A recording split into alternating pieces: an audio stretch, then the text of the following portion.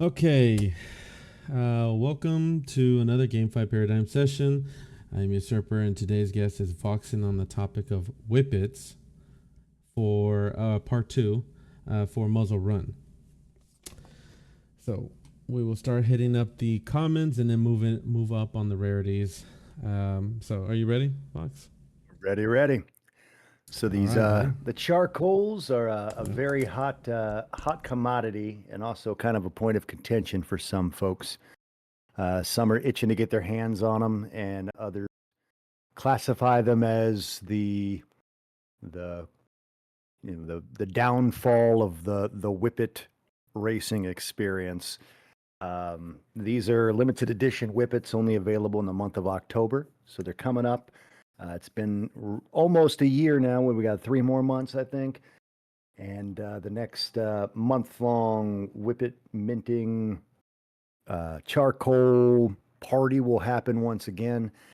And kind of what happened was a lot of folks had some of the higher-end OG Whippets already that they'd learned and trained and assumed would be, good enough to still be relevant in, Whippet racing. And so they held on to their batches of Tinsleys and Galaxies. And, they might have minted a few here or there. But after the month kind of came to a close, many folks realized that they didn't mint nearly enough Whippets because the charcoal Whippets began dominating almost every single category of Whippet racing. And the opportunity to get more had gone out the door other than secondhand sales. Other folks, like your stable or your kennel, um, picked up a hearty dose of charcoal Whippets. And even you have I did. stated multiple times you wish you would have grabbed some more Mm-hmm. because they're producers on the track. They have some high-end Whippets at the training side to go full open grade, but for specialized Whippet racing, there's at least one in every category that can win you some froth on the track. The first of which would be Tyler. He's the only 87 speed charcoal in the batch. There's a whopping 10 total charcoal Whippets, so not going to be a whole lot on each one. But if you don't have any of these Whippets and you land one in the month of October, it is worth keeping because unlike the spotties, where you're guaranteed a spotty or brindle during the month of December, when you mint from common breeders, the charcoals are a chance at charcoal. They, I believe, have had maybe one promotion where charcoals came back for a day or a week or brief spells here and there. So keep an eye out on those promotional periods if they bring them throughout the year. But the month of Mm-hmm. October is the prime month to mint these charcoals. Yeah. And any are worth keeping for the collection purposes because it is the easiest collection to complete for a Rhythm of the Night ticket, which will get you into the big races that they do a couple times a year. A lot of prize money in there, but having a full collection of, Whippets, charcoals, you have spotties, brindles, Mm-hmm. OGs, you have commons, rares, VRs, ERs. There's so many different collections that if you complete each one, that's an additional ticket for open grade G1 style racing. It's open, so even like retirees, I believe, are allowed to hop in for the fun on the Rhythm of the Night tournaments. But it's stiff competition because it's a lot of prize money. But every single ticket you can get your hands on is another dog to get into that race. So if you land these charcoals, I would suggest hanging on to them. They may not all be the most ideal racers. There's a few that we'll discuss along the way that aren't going to really be worth training and don't have a specialized enough role that they can really hang against some of the other options in here. But Tyler, being the only 87 speed, is the crowned king of 87 speed Whippet racing. Head to head with the other 87 speed Whippets, if you were to have a specialized 87 speed restricted Whippet race, Tyler would be the dog to beat on the track 100% every single time.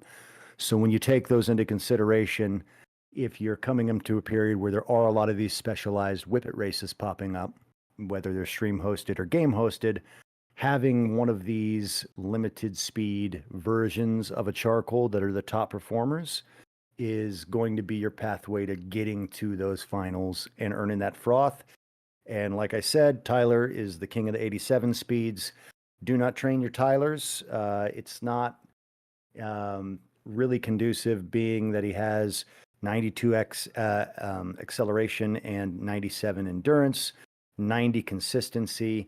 The most you can really hope for here is if you were to dump every point into speed, you'd be getting rid of every single one of your rolls. That's the only way to cap out. You know, you could do 4 rolls into speed, and then you would get as high as 99 speed, but then that would only allow you to get to 95 acceleration and 97 endo, and that's just not going to be competitive at the trained Whippet scale. But an untrained 87 speed restricted, absolutely worth hanging on to and racing at that level. Not going to be too many races in those specialized categories right now, but as those do pop up, he's going to be a moneymaker. Oh, Yeah, that's can really you all see there is my to say screen? about Tyler. Yes. Okay, perfect. Yeah, and I'm glad you mentioned that. So to clarify, yeah, there hasn't been any other promotions for charcoals. It was just that one. And then when there was that mass minting, right, for the naming of the charcoals. And then I wish I would have minted more, because I spent 300 and I definitely got way more than that from these charcoals. They're like my biggest wins for my kennel. So yeah. So hopefully we'll see, I guess, when the next window opens up. But anyways, it's going to be a feeding frenzy. So yeah. those that have been collecting a large number of breeders are going to have the advantage. There are still breeders left to mint, but they're not being overly minted, and there's still some quality ones left in the pool. These charcoals can come from any breeder, so you don't have to worry about just getting them from commons like you do from spotties. That means your VRs, your ERs, which the ERs are all gone, other than I think maybe a couple of Hickman might still be left in the pool, but that'd be the only ones left. And then there's still some VRs left, and then obviously some rares. But getting your hands on breeders to mint from is going to be the struggle point for newer kennels coming into the mix, unless they're minting new ones or buying them secondary to mint from. Otherwise, they're going to have to go out and find people selling their Whippets. And I would imagine many of the folks on the mint side aren't going to be giving up their breeders' Whippet rips during the month of October. Yeah, I haven't even seen any Whippet charcoal Whippets listed on the market or on OpenSea. So there might be some, but they're probably bad trained or just not a good winner. Yep, rug trained and getting them into somebody's hands for a collection or just to have one in the hopes that it does well. But yeah, many people don't let go of their charcoals too easily because they are top performers. But that wraps up Tyler. Catalina would be the next common in the list. Yep. I'm not a big fan of Catalina. She's, in my opinion, the weakest 92 speed of the batch. There are at least, I believe, 4 92 speeds other than Catalina that have stronger stats and better performance on the tracks. And I wouldn't say necessarily to re-roll a Catalina if you rip her. If you rip multiples, you'd really want to take a look at the market and what you could sell them for. If you could sell a Catalina for more than the mint cost, could be worth not re-rolling. If you are trying to hunt towards stronger charcoals and you already have your hands on a Catalina, it wouldn't be a major loss to re-roll her to attempt to get a better charcoal. You may get stuck with something worse as far as like a non-charcoal Whippet, but she's going to be an okay performer, better than a lot of the OG 92s, but there's a lot of charcoal brethren that would absolutely destroy her in an untrained field. And unfortunately, because her acceleration is also so low, it puts her in a tough spot where if you were to 3-2-3 the speed, you'd only have 2 rolls left, and the most you could hope for is 100 speed, 99 acceleration, 97 endurance, and 90 consistency, which is decent. But there are a number of OG Whippets that can and have been trained quite a bit better. Some, triple hundos, double hundo 99s. You've got a lot of OG options that in a trained open field would beat a trained Catalina. Therefore, she's really not worth training. And she's really not worth entering in what would be classified as like a G4 Whippet style race where it was 92 speed common, et cetera, et cetera.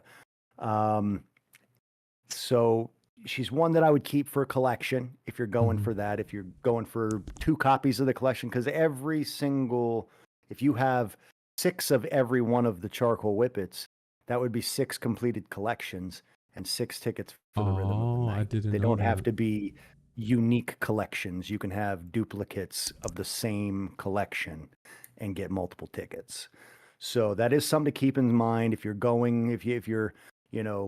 2 dogs away from having 2 of every dog. It might be worth keeping that second Catalina just for a second Rhythm of the Night ticket.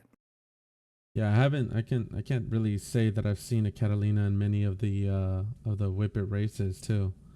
So Not going to do a whole lot compared to a lot of yeah. other 92. Rullo is the next in the list, and he's actually a 92 speed that has That 2 is a points higher Rullo. in consistency. So he's got a little bit more consistency on the track, and every other stat is the same as Catalina. Therefore, he's just going to consistently put up better numbers. He's going to just run a little bit better, race in, race out. Like he's going to do a little bit better on the track, and he's what I consider the bottom line keeper 92 speed. But there are still a couple that we're going to discuss that still perform better than Rullo on the track. Not worth training again because you're going to run into the same pain point. In Whippets, acceleration is very important. And this is a dog that, when fully trained with all 5 training rules, can at best hit 100 speed, 99 acceleration, or 98 speed, 100 acceleration using all training points, leaving it a little bit underwhelming on the trained circuit. But great for keeping for the collection. And like I said, a little bit better option as far as the 92 speed common charcoals are concerned. Yeah. And then we'll move on to Juniper. Miss Juniper. Juniper is the first of, I believe, 2 89 speeders. Let me just do a quick glance. Yeah, there's 2 different 89 speed Whippets in the charcoal collection. Juniper has decent stats. I mean, they're not too far different. We'll discuss the other one here in just a couple. But she has 92 acceleration versus, I believe, 93 in the next one. But they both have that 89 speed. 89ers in the Whippet variety, not really worth training. But in an 89 speed limited race, so like a restricted speed of 89, she's one of 2 Whippets that will make the finals over any of the OG options of 89 speed Whippets. Worth keeping for the collection. Do not train. And one of 2 really solid 89 speed options. Yeah, two 92 speed options or 89 speed options. Yeah, she's 89. pretty good. Okay, and just a side note here. The next one that we're coming up to, you already know. Parsnip is definitely the most highly used charcoal Whippet and the dominating force, I would say, for all these races. Parsnip is one of the amazing statted charcoals that came out, and a surprisingly dominant Whippet for a common. In the OG variety, there's a couple of pretty good commons that, when trained up, was able to hang pretty well. Luna and thermals, when trained right, they can hang in open field competition, or could previous. But Parsnip is a common that can actually be trip hundoed, and trip hundoed in a way that is highly beneficial for Whippet racing. You could put that 3 into speed, 3 into endurance, boom, boom. That's 2 hundos, and then you 3-2-3 your acceleration, and now you've got a 100, 100, 90 Whippet, which is going to be is an absolute monster in the trained competitions. But you can also make a lot of money in untrained common Whippet racing because this is a Yep. 97 speed common. Now, he's not going to Mhm. have the acceleration that Whippets love, but that's okay. He's got that 97, 97, and when left untrained in an open common, non speed restricted field, Parsnips are going to absolutely blow the socks off of their non charcoal competition. Worth Yep. training when you've made enough money on the common circuit. Absolutely worth having a go on training. Great, great, great dog. Don't be distraught when you see common next to Parsnip's name when you're hunting for charcoals because that is an absolute winner. If you were to ask any of the veterans who've been around racing Whippets from before these charcoals came into play and asked him, what would you rather have? A Galaxy, which is a very high end, rare OG Whippet, or a Parsnip? Every single one would say a Parsnip. Yeah, without a Some doubt. would even say over Mhm. a Tensley, they'd rather have a Parsnip. Mhm.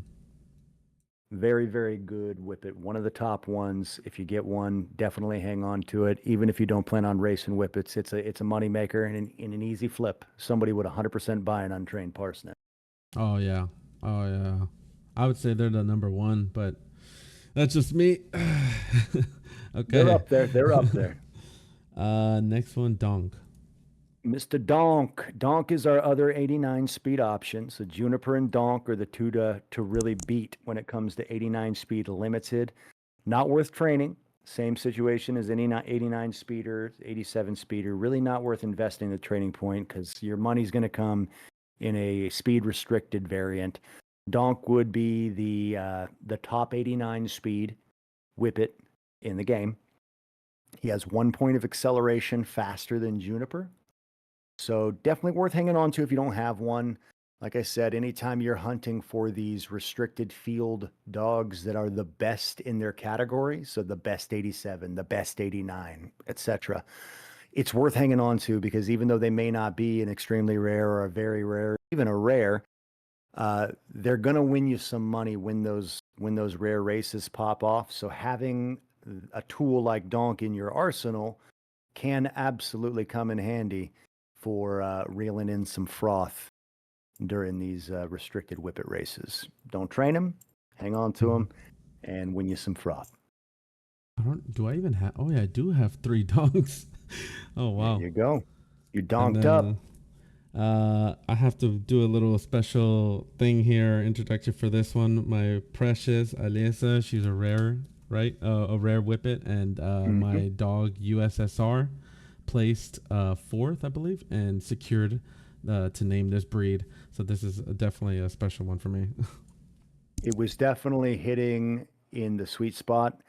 Olesia's the top rare in any field of charcoal. So she, in my opinion, Galaxy was the previous top rare Whippet. So replaced charcoal or replaced Galaxy as the top Whippet when the charcoal is released. Beautiful stats and able to be trip hundoed, just like the Parsnip can be. That's the only downfall that I would say is the only negative point at all to the Hound is Mhm. that when fully trained, because it's only 1 point higher in that acceleration, but it was 1 point was enough to upgrade it to rare versus a common. It's trainability is the same thing 100, 100, 100. You just have way more options to hit that 100 acceleration, which, in my opinion, would put her above Parsnip on the totem pole of quality racers because you can Mm. either 2-2-3 or you can 3-1-3. So, regardless of what your first roll is, a 1-2 or a 3, it can fit the mold of the 100 acceleration roll structure. So even if you have a re-roller and you on the first roll, now I can roll a 3-3 and still be within that realm. So I don't have to waste my re-roll on a 1. I can just hunt for that 3-3 on the next pull and save your re-rolls. If you get a 2, you already know, hey, I need a 2-2-3.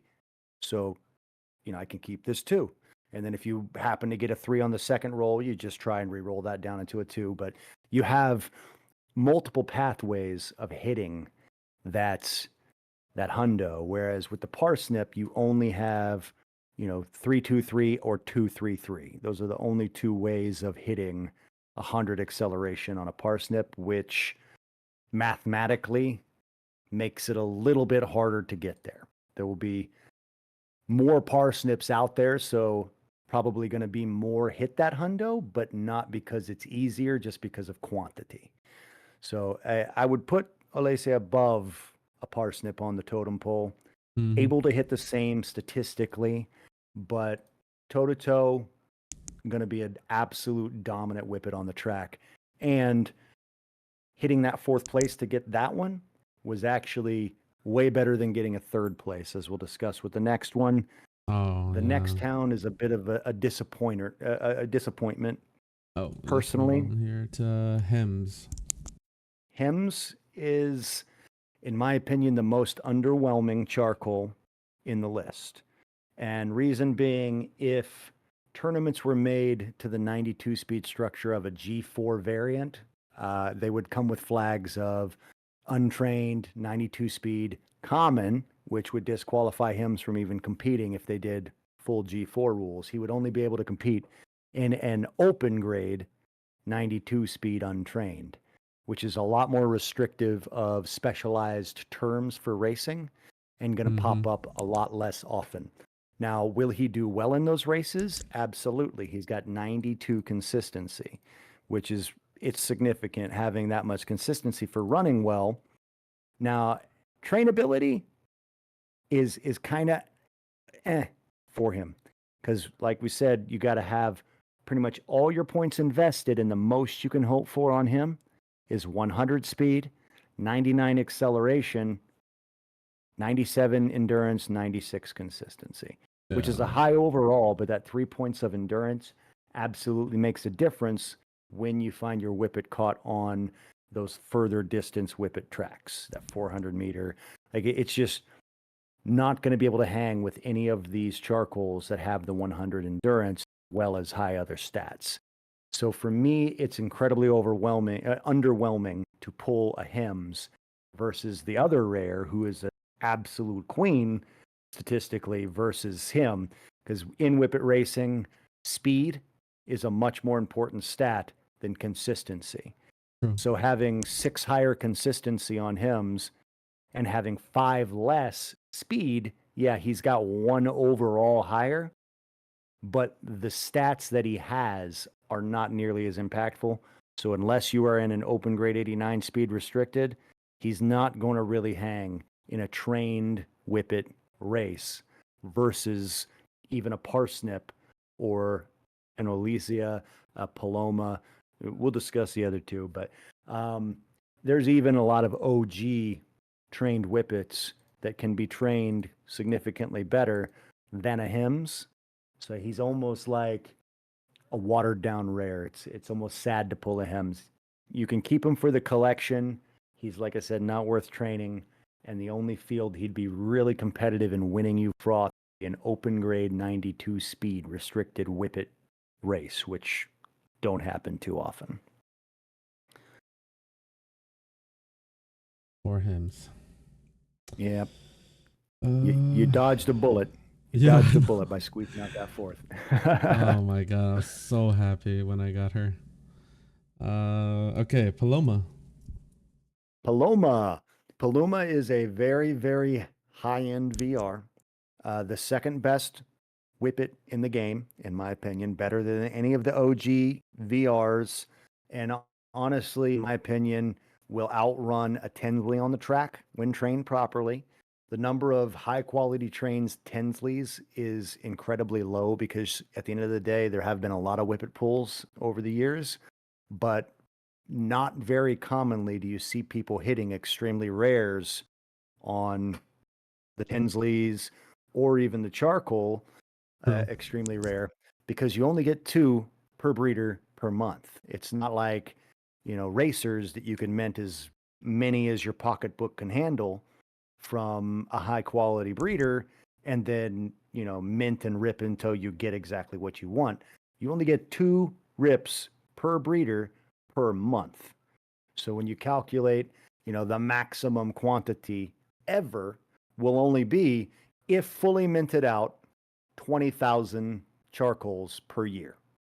So if things scale, there's 10,000 total breeders, but there's right now only less than 7,000 right now, just a little bit shy of 7,000 breeders minted. So this October, the maximum quantity, unless they mint out breeders, is going to be 14,000 charcoals total. And of those rips, the number that will hit VR and ER quite a bit lower than that. You'll maybe see, of that amount, a couple hundred VRs and maybe a dozen, 2 dozen ERs in that pool of ripping every single one out there. Yeah, maybe 50. 50 might be a more accurate number of the amount of ER rips you would see in that month-long period fully minting out Whippets. Now, will there ever be a month where every single Whippet gets minted? Probably not. There's many people that will skip some of their lower end breeders, and that's completely justifiable because, pulling, a high end Paloma or a Parsnip from a Lancelot isn't going to do as much as one that you rip from an Amira, So there will be certain breeders that folks will justifiably avoid minting the Whippets from. But Paloma is an absolute queen, monster on the track, and when trained can actually be 396. So you can trip hundo by putting 3 into speed, 3 into endurance, and like we said, you had both options like you do with Olesia. You have the 2 what is it? 223 or no? 313 or 223. Yeah. So those are the 2 pathways of getting there. And you can, 313, 133 either way. So you have 4. Any roll on that first roll, you can keep and fit the structure of how to build up that acceleration to 100 and save your reroll until it's really, really needed. And because of that, you can get that 100, 100, 100, 96 and have a 396 Whippet, putting her above, in my opinion, even the Tinsley by quite a bit. You just don't see too many out there. So not many have had that perfect training session yet. But I think after next October, we're going to get another injection of Paloma into the population. And we'll see a few of them get close to, if not hit that perfect training. And when you come from the right breeders, you can hit that training sesh, get that perfect training, and make a veritable fortune in froth on the tracks with a perfectly trained Paloma. I have it. That's I have a Tripundo Paloma. He was Leonid Brezhnev. He was my first top Whippet, and he had won my first time ever winning the what is it called? End of quarter majors for the muzzle for the Whippets. He came in first place. Those are big ones. Yeah, he came in first place, my first one, and he had a Tripundo. Oh, jeez. Okay. I love my dogs. That's the dream. Oh, shoot. All right, so now we are moving on to the last one, Wilson. Big King Wilson. Now, this is an absolute specimen. I think that I would be completely sweating bullets every second of investing into training a Wilson. If you manage to get one of these, if they have an untrained rares, win a little bit of money before you potentially rug your Wilson, because he's going to win untrained if he's going against all the other untrained Whippets. He's going to put up big, big numbers. This is a base 97, 95, 97, 96. And also what that means is the maximum trainability of this Whippet is overall 399. That's 1 point off of perfection. It's incredibly rare to find any Greyhound or Whippet that's capable of hitting 399. I believe George's peak was 398. Rocket Mathematically on paper, some people have quoted she could hit 400. She can't because you have to sacrifice some skill points in order to not go over that 97 and hit that 98 and lock you out. So she mathematically is a 385 base. So plus 15, people are like, oh, add 15 to that, hits 400. No, because of the sacrifice rolls, she can either turn out 398 or 399, depending on how you train her. And that's a Rocket in the Greyhound side of things. Tensleys are nice, but Tensley can't even quite get to that 399. So 3 points into speed, 3 points into endurance. You have acceleration, and all you need to do is a 2-3. So now you're only 4 rolls in for the trip hundo, leaving you one more roll to hit that 100, 100, 199 and make an absolute killer on the track. Now, that's going to be very hard to do because of the frequency of pulling extremely rares. Yeah. So that's why I said I got 2. make some money untrained. Yeah, you got 2 out of what, 300 rips? Something like that, yeah. Oh, man. Yeah, it was a lot of rips. You know, you managed to squeeze out 2, and I think neither of them had amazing training, but they didn't get fully run. But there's always that chance for that perfect training sesh.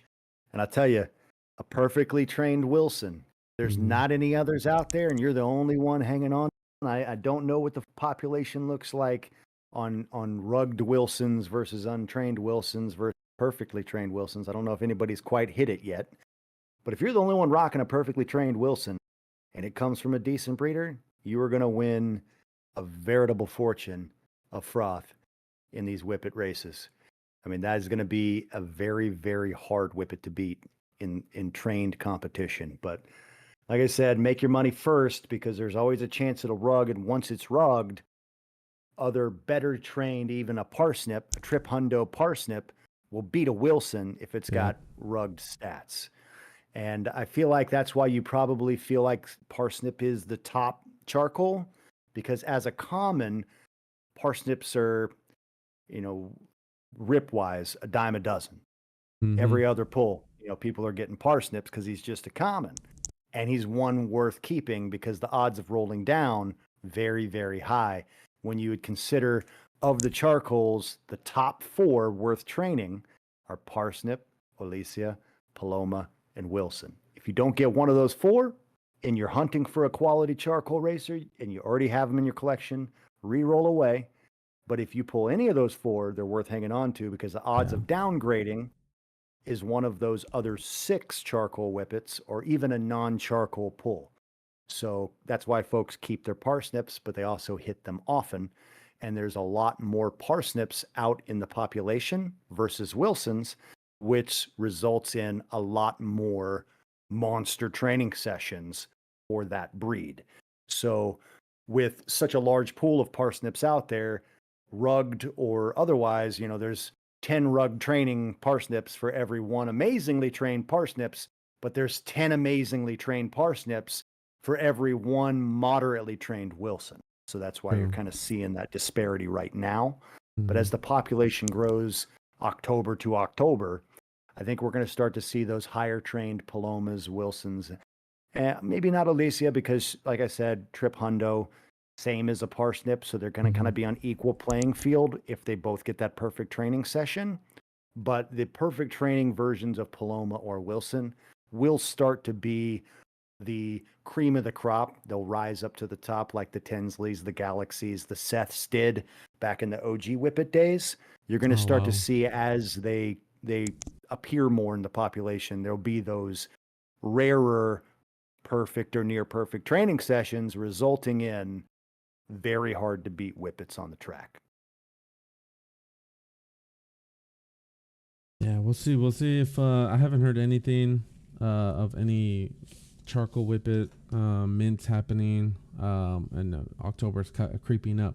So yeah, I think that there won't be any promos coming up before October. It was announced when they first released them. It was going to be an annual thing, kind of like the Spotties for December's.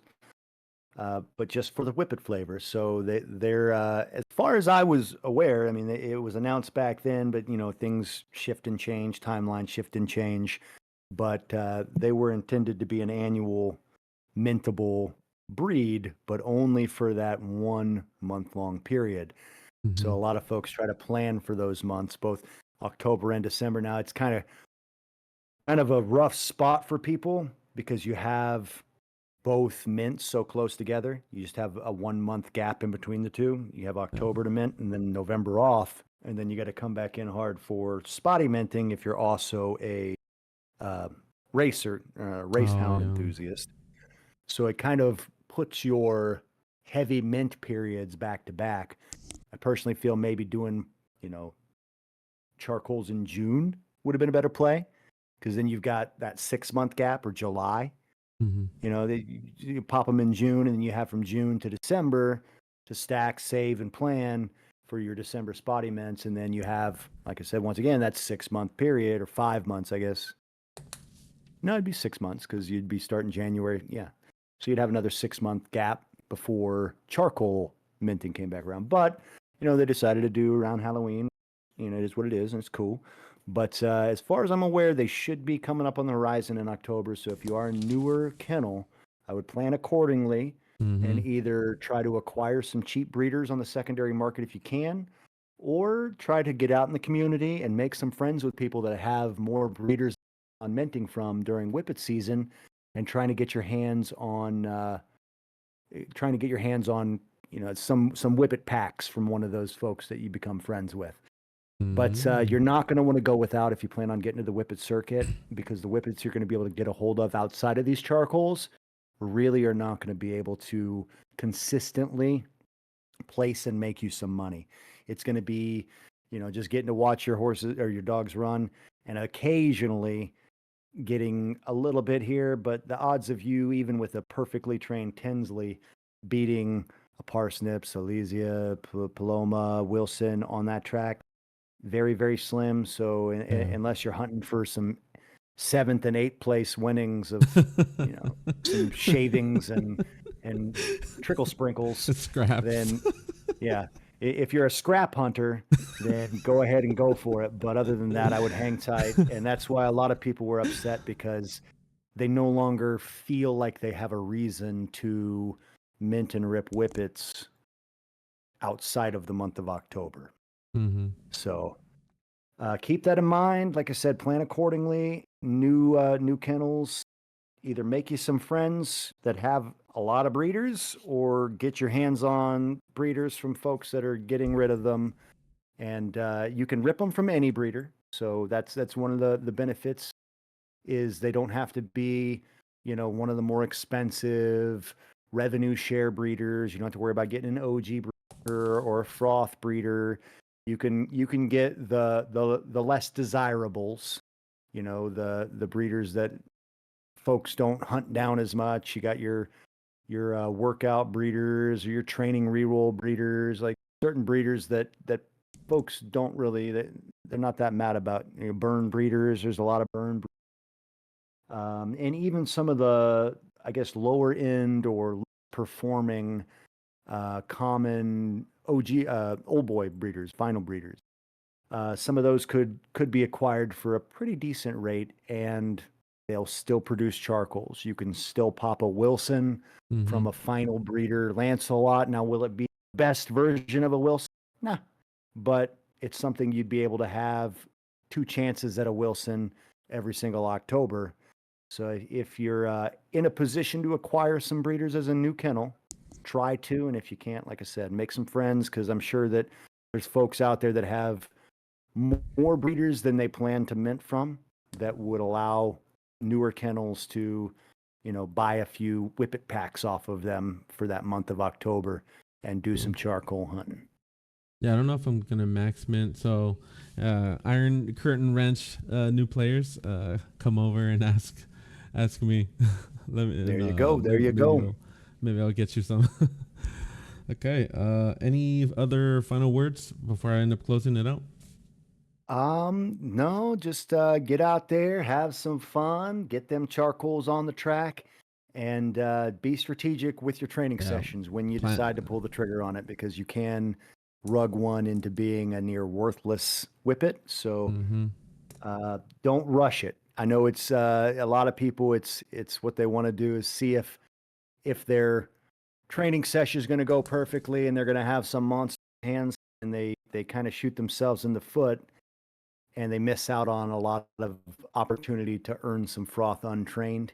So take your time with it, have some fun, make some money before you risk turning it into a whippet that can't make anything. So, and plan accordingly, like you said, because these Absolutely. are definitely more important to try to be acquiring, especially if the month is coming up. Plan accordingly. Okay. All right. Well, thank you for being here today, Vox. That concludes our sessions. And then for those that are watching, please make sure to follow, leave a comment, and turn on those notifications for future videos. All right. Thank you. Yeehaw.